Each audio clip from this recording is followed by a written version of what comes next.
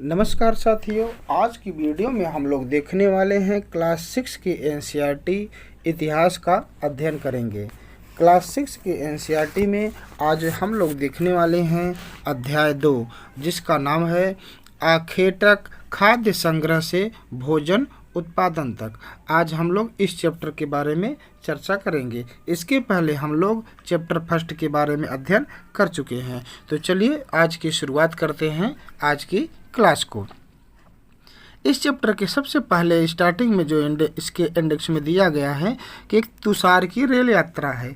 इसके माध्यम से एक भूमिका सिर्फ बनाया है, इसको ज़्यादा पढ़ना नहीं है, बस इसके बारे में जान लेना कि तुषार की रेल यात्रा में इतना बताया गया है कि तुषार जो रेल यात्रा से कर रहा होता है तो किससे करता है, साधन से कर रहा है, अर्थात ट्रेन से रेल की यात्रा कर रहा है। ट्रेन की रेल यात्रा कर रहा है तो उससे सिर्फ यहाँ तक भूमिका बनती है। तो क्या जब ट्रेन नहीं थे, रेलगाड़ियाँ नहीं थी, तो क्या लोग उसके पहले यात्रा नहीं करते थे? ऐसा नहीं है, उसके पहले भी लोग यात्रा करते थे। तो उसी के बारे में इसे बताया है। अब आज के चैप्टर की शुरुआत यहाँ से करते हैं, जिसका नाम है आरंभिक मानव आखिर वे इधर उधर क्यों घूमते थे। तो इसमें सबसे पहले स्टार्ट करते हैं, यहाँ से दिया है, हम उन लोगों के बारे में जानते हैं जो इस महाद्वीप में 20 लाख साल पहले रहा करते थे, जो बहुत पहले लोग रहा करते थे।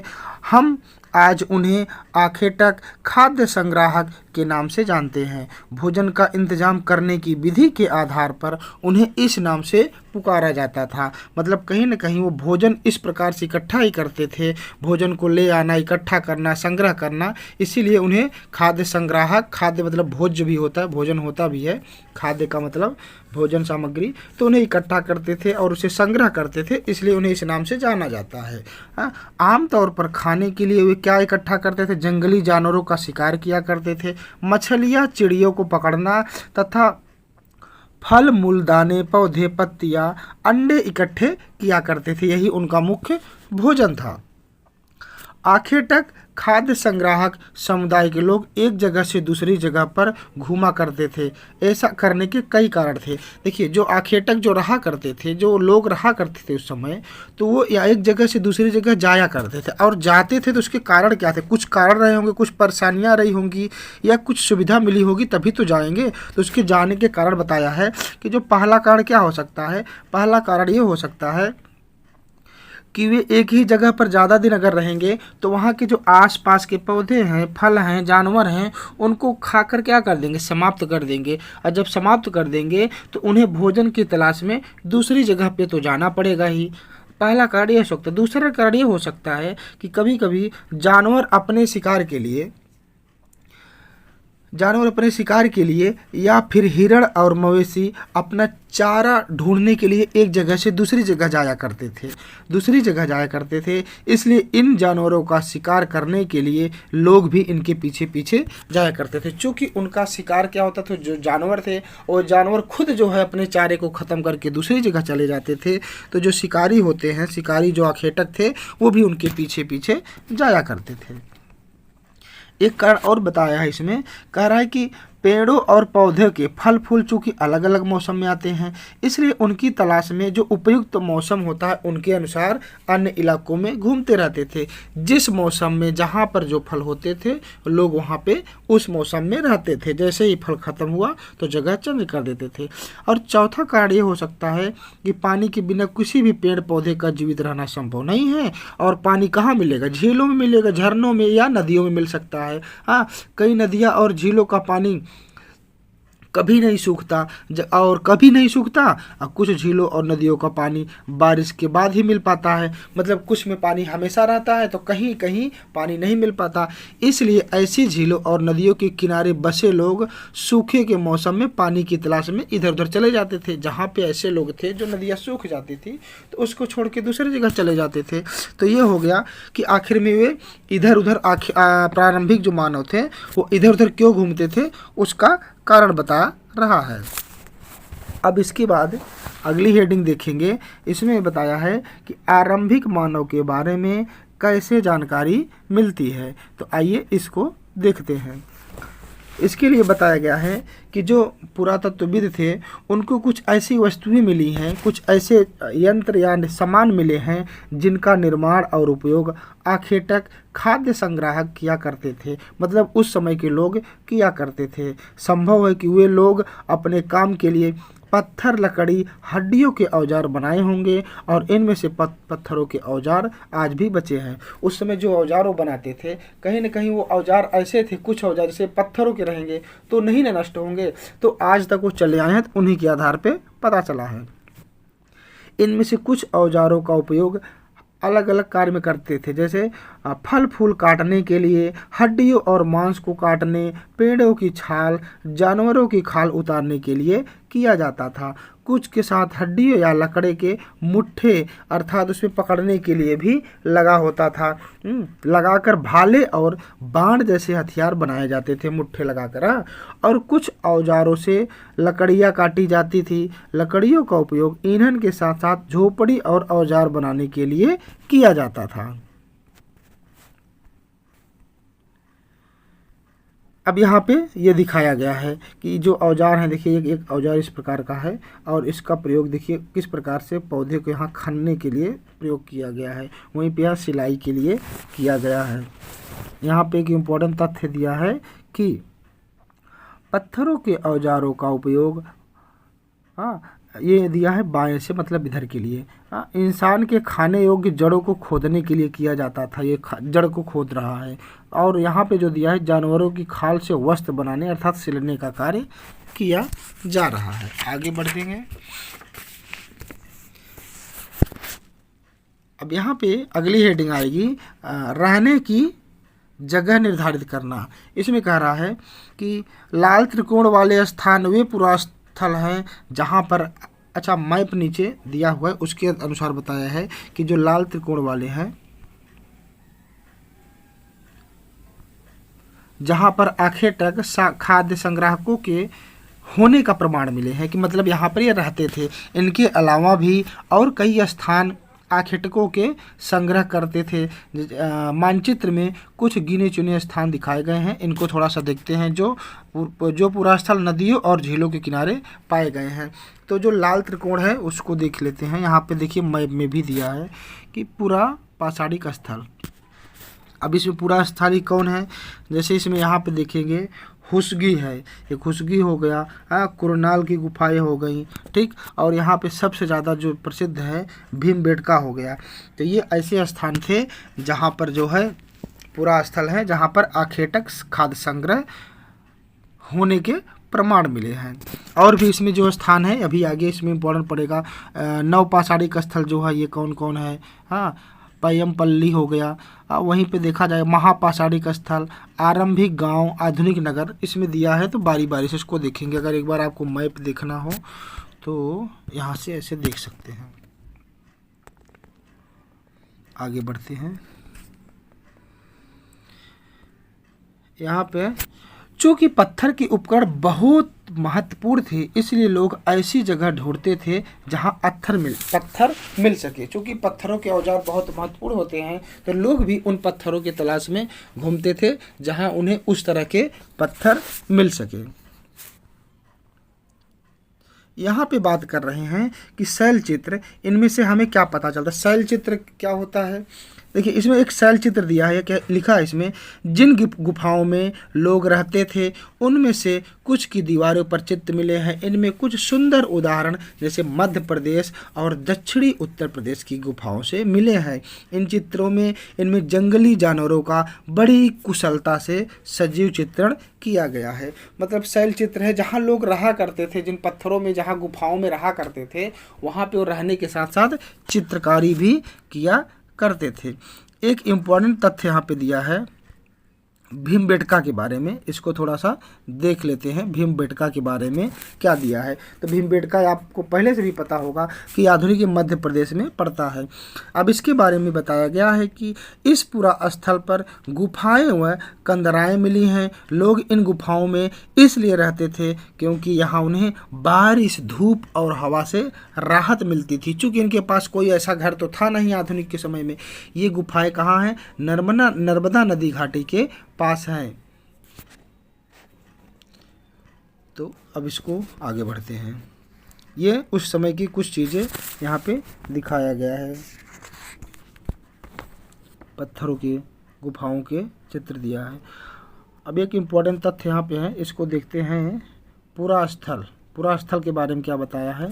इसमें बता रहा है पूरा स्थल उस स्थान को कहते हैं जहाँ औजार, बर्तन और इमारतें जैसी वस्तुओं के अवशेष मिले हैं। अवशेष क्या हुआ, जैसे मान लीजिए कि वहाँ पे ये सारी चीज़ें बन रही, सारे उपकरण, बर्तन हो गए, हथियार हो गए, औजार बन रहे हैं, तो हो सकता है कि वहाँ पे जहाँ बनेंगे तो वहाँ न कुछ ऐसी चीज़ें छूट जाती होंगी जहाँ से उनके अवशेष मिलते हैं।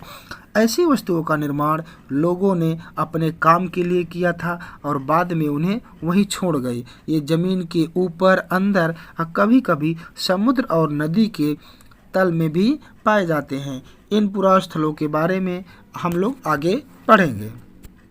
अब बात करते हैं आग की खोज के बारे में बात करते हैं।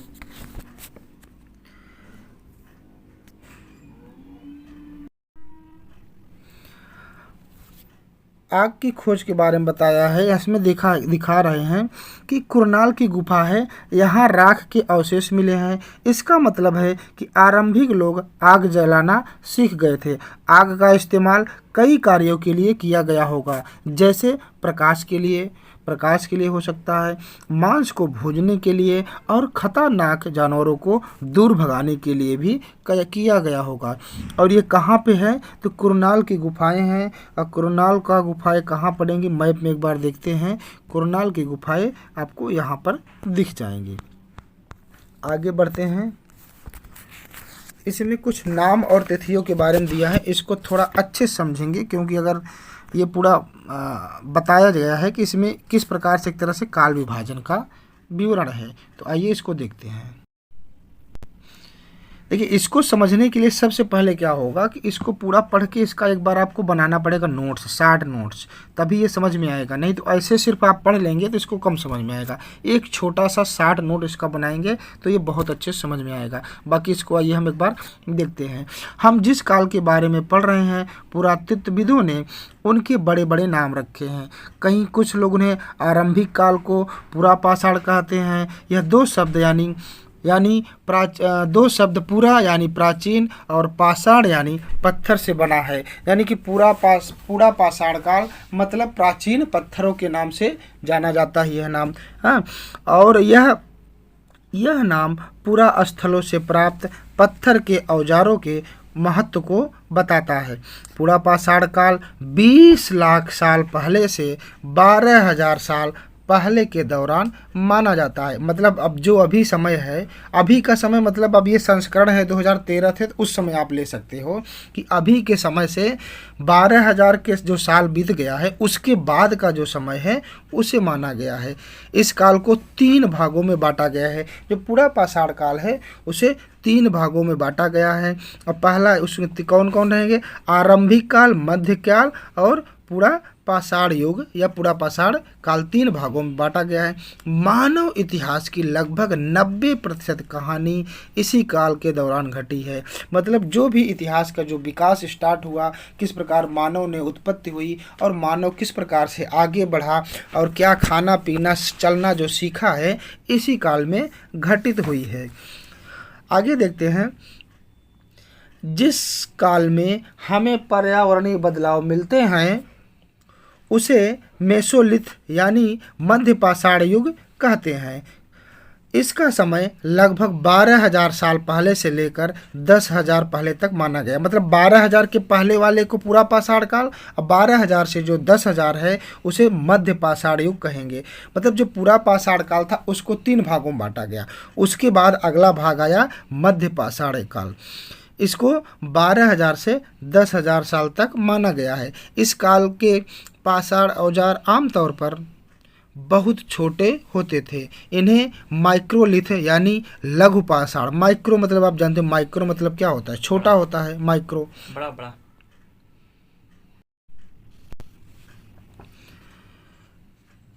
इसको आगे देखते हैं।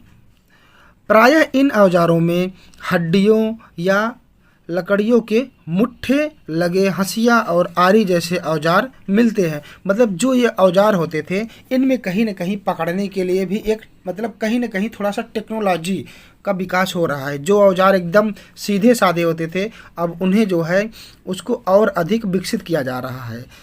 साथ ही साथ पूरा पाषाण युग वाले औजार भी इस दौरान बनाए जाते थे।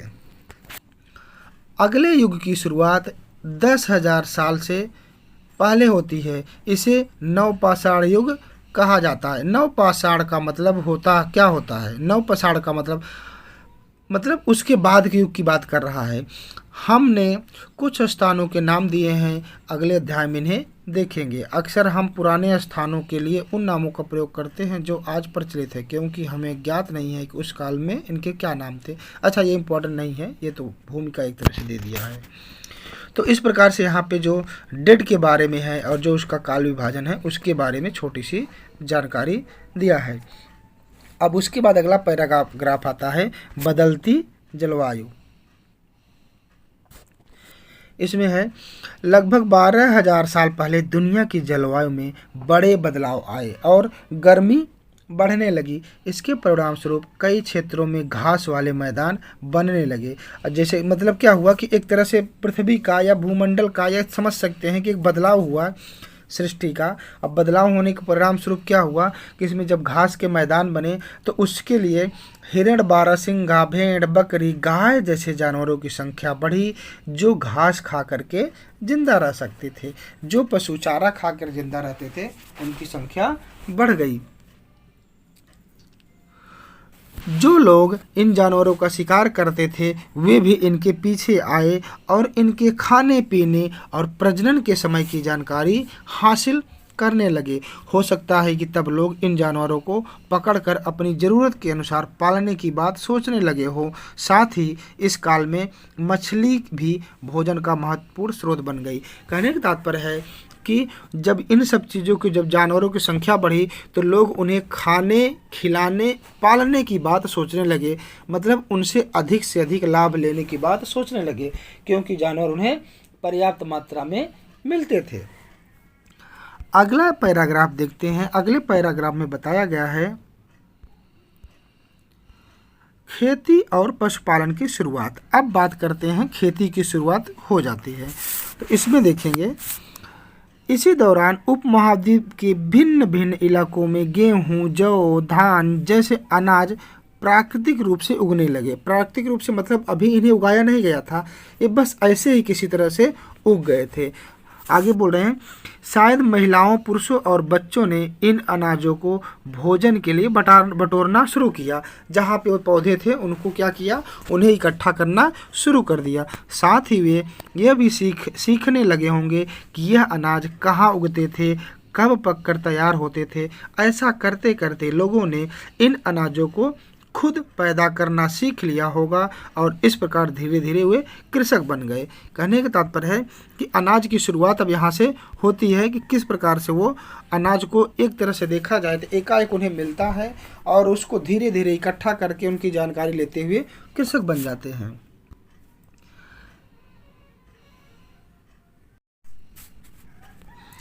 इसी तरह लोगों ने अपने घरों के आसपास चारा रखकर जानवरों को आकर्षित कर उन्हें पालतू बनाया होगा। मतलब पालतू कैसे बनाया होगा, एक तरह से धीरे धीरे अपने सिस्टम और चालाकी से उन्हें पालतू बनाया।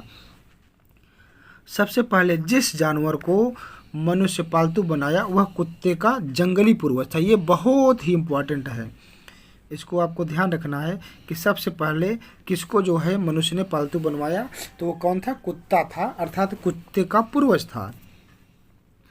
धीरे धीरे लोग भेड़, बकरी, गाय, सुअर जैसे जानवरों को अपने घरों के नज़दीक आने को प्रोत्साहित करने लगे। ऐसे जानवर झुंड में रहते थे और ज़्यादातर घास खाते थे।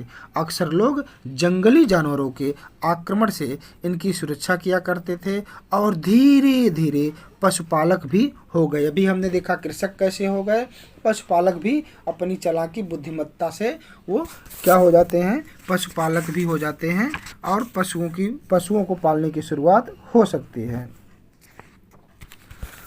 पूछ रहा है कि सबसे पहले कुत्ते को क्यों पाला होगा, तो आप सोचिए इस बात को, कुत्तों क्यों बनाया होगा? क्योंकि कुत्ते कहीं ना कहीं वहाँ पर आए और उनके संपर्क में आए, कुत्ते उनसे जल्दी वफादारी या संपर्क में स्थापित किए, कुत्ते खतरनाक भी कम होते थे, इसलिए वो स्थापित हो गए।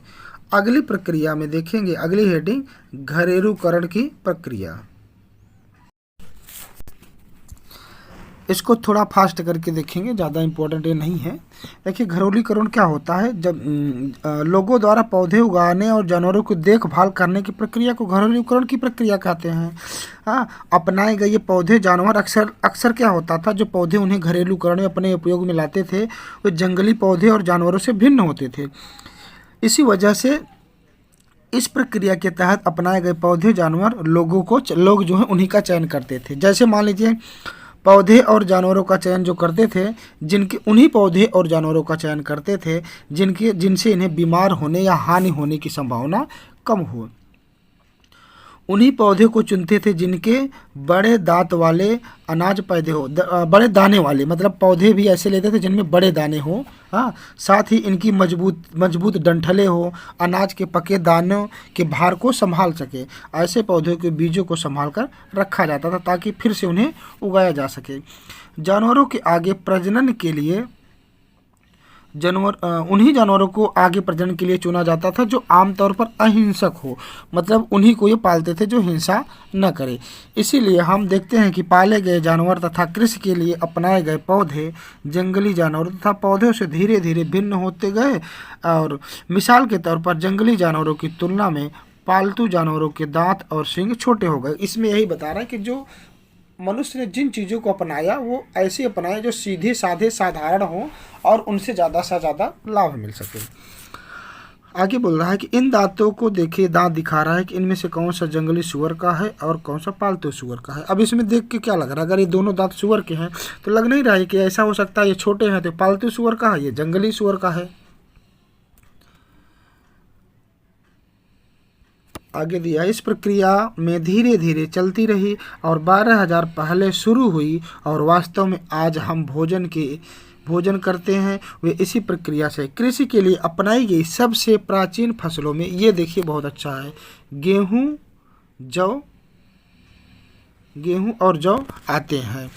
उसी तरह सबसे पहले पालतू बनाए गए जानवर कुत्ते थे। तो यहाँ पे ध्यान देना, सबसे पहले गेहूं जौ, या अगर दोनों में से एक रहेगा तो सबसे पहले जौ को जो है बनाया गया था अनाज के रूप में, और जानवर के रूप में सबसे पहले कुत्ते को पालतू बनाया गया था। एक नवीन शैली इसमें दिया है,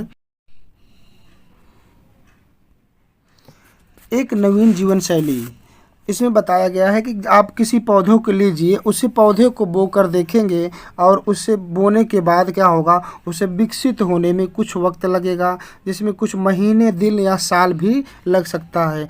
इसलिए जब लोग पौधे को उगाते हैं तो उनकी देखभाल के लिए उन्हें एक ही जगह पर लंबे समय तक रहना पड़ता था। बीज बोने से लेकर फसल काटने, सिंचाई, खरपतवार, जानवरों, चिड़ियों से सुरक्षा, बहुत से काम शामिल थे। कटाई के बाद अनाज को उपयोगी के लिए बहुत संभाल कर रखना पड़ता था। अनाज को भोजन और बीज दोनों ही रूपों में बचाकर रखना आवश्यक था, इसलिए लोगों को इसके भंडारण की बात सोचनी पड़ी। अब यहाँ पे ये स्टार्ट हो गया है काम कि जब हम भोजन को प्राप्त कर रहे हैं, अनाज पैदा कर रहे हैं, तो उन्हें कहाँ रखेंगे। बहुत से इलाकों में लोगों ने मिट्टी के बड़े बड़े बर्तन, टोकरियाँ बुनी या फिर ज़मीन में गड्ढा खोदा। क्या तुम्हें लगता है कि शिकारी या भोजन संग्रह करने वाले बर्तन बनाते और उनका उपयोग करते होंगे अपने? ये पूछा गया, इसको छोड़िए, इम्पोर्टेंट नहीं है। अब जो है यहाँ पे बताया है कि किस प्रकार से जो उनका खाद्य संग्राहक था, जो भोजन था, वो चलते फिरते कैसे हो गया। हाँ, जानवर बच्चे देते हैं जिनसे उनकी संख्या बढ़ती है। अगर जानवरों की देखभाल की गई तो उनकी संख्या तो बढ़ती ही है, साथ ही उनसे दूध भी प्राप्त हो सकता है।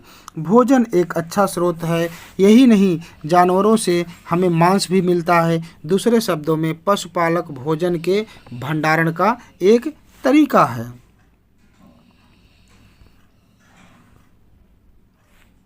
अब यहाँ पे देखेंगे, आओ आरंभिक कृषकों और पशुपालकों के बारे में कुछ जानें।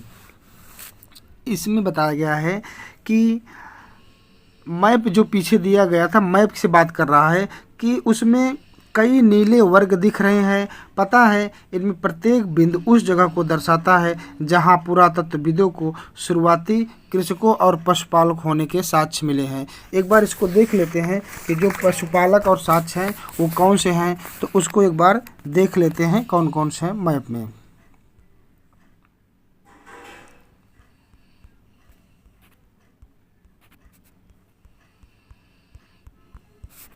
यहाँ पर देखिए शुरुआती जो है, जैसे यहाँ देखिए हल्लूर हो गया, पय्यमपल्ली हो गया, इधर कोल्डी हवा हो गया, महागड़ा हो गया और चिरांद हो गया इधर, और उसके बाद कश्मीर साइड में बुरजहोम हो गया, मेहरगढ़ हो गया।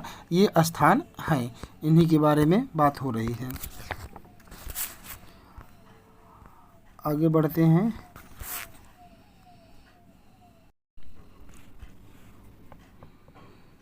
हाँ, जहाँ पुरातत्वविदों को शुरुआती कृषि हो गया, ये पूरे उपमहाद्वीप में पाए जाते हैं। इनमें सबसे महत्वपूर्ण पश्चिम उत्तर क्षेत्र, आधुनिक कश्मीर और पूर्वी दक्षिण भारत में पाए गए हैं।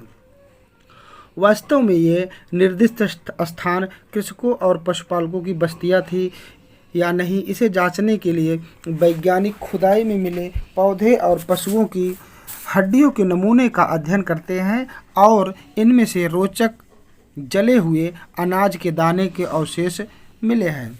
ऐसा लगता है कि ये गलती से या फिर जानबूझकर जलाए होंगे। वैज्ञानिक इन अनाज के दानों की पहचान कर सकते हैं। इस तरह हमें पता चलता है कि इस महाद्वीप के विभिन्न भागों में बहुत सारी फसलें उगाई जाती रही होंगी। वैज्ञानिक विभिन्न जानवरों की हड्डियों की भी पहचान कर सकते हैं। आगे बढ़ते हैं। अब आ गए अस्थाई जीवन की ओर। मनुष्य किस तरह से अस्थाई जीवन की ओर बढ़ा है, अब उसको देखते हैं। क्योंकि उसने पशुओं को पालना भी सीख लिया और अनाज को उत्पादन करना सीख लिया, उसे भंडारण की क्षमता भी उसके पास आ गई, तो अब अस्थाई जीवन की ओर बढ़ेगा। हाँ, पुरातत्वविदों को कुछ पुरास्थलों पर झोपड़ियों और घरों के निशान मिले हैं, जैसे कि बुरजहोम वर्तमान कश्मीर में है। मैप में आप देखेंगे तो एकदम ऊपर ही दिखेगा कश्मीर का क्षेत्र है। जैसे मान लीजिए ये भारत का मैप है,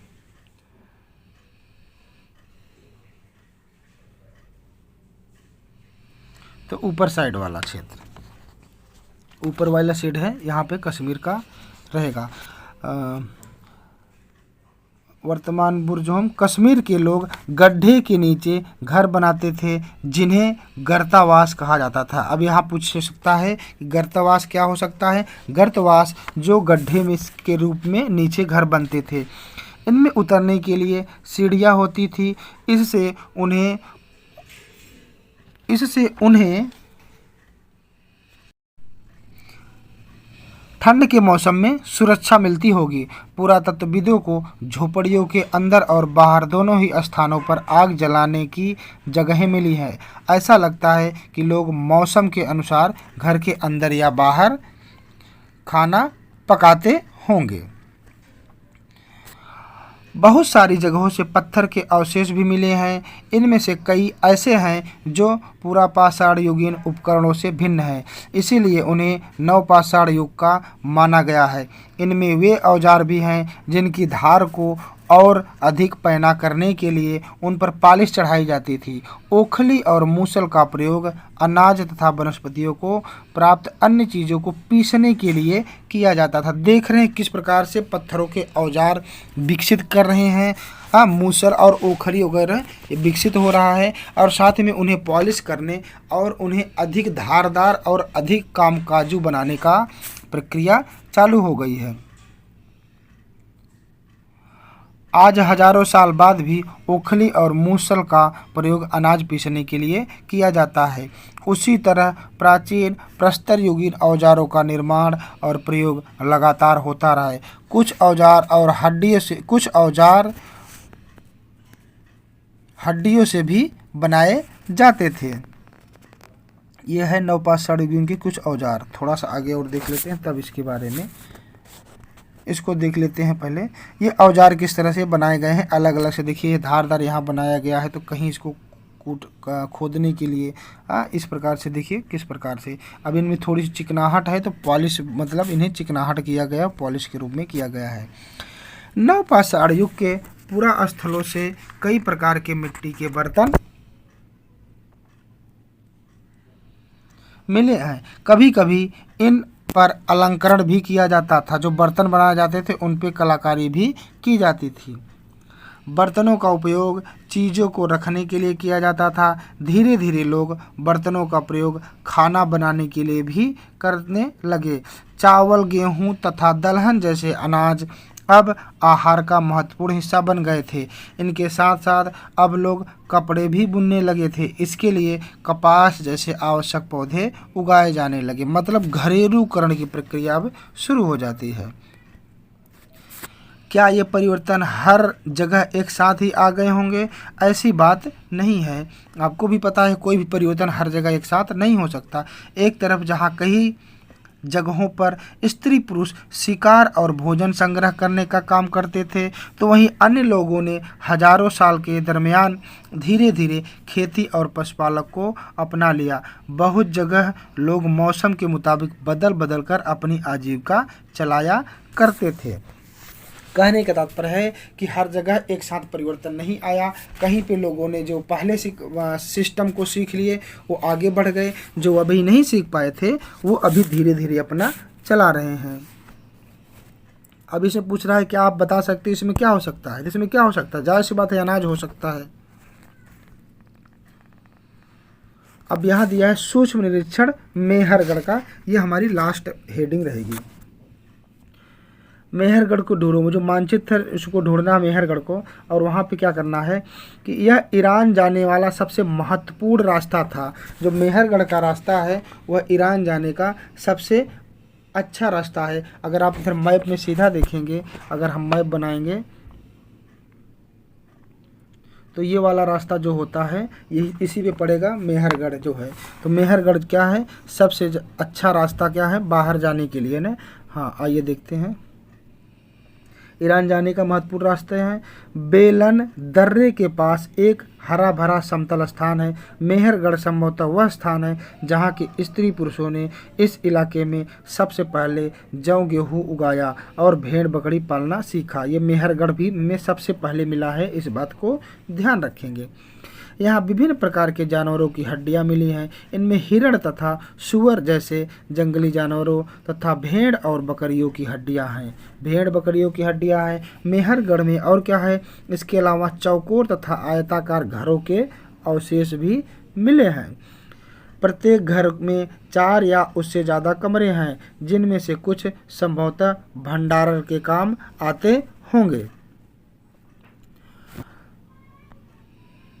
ये पॉइंट अब देखते हैं। मृत्यु के बाद सामान्यतः मृतक के सगे संबंधी उसके प्रति सम्मान जताते हैं। लोगों की आस्था है कि मृत्यु के बाद भी जीवन होता है, इसीलिए कब्रों में मृतकों के साथ कुछ सामान भी रखे जाते थे।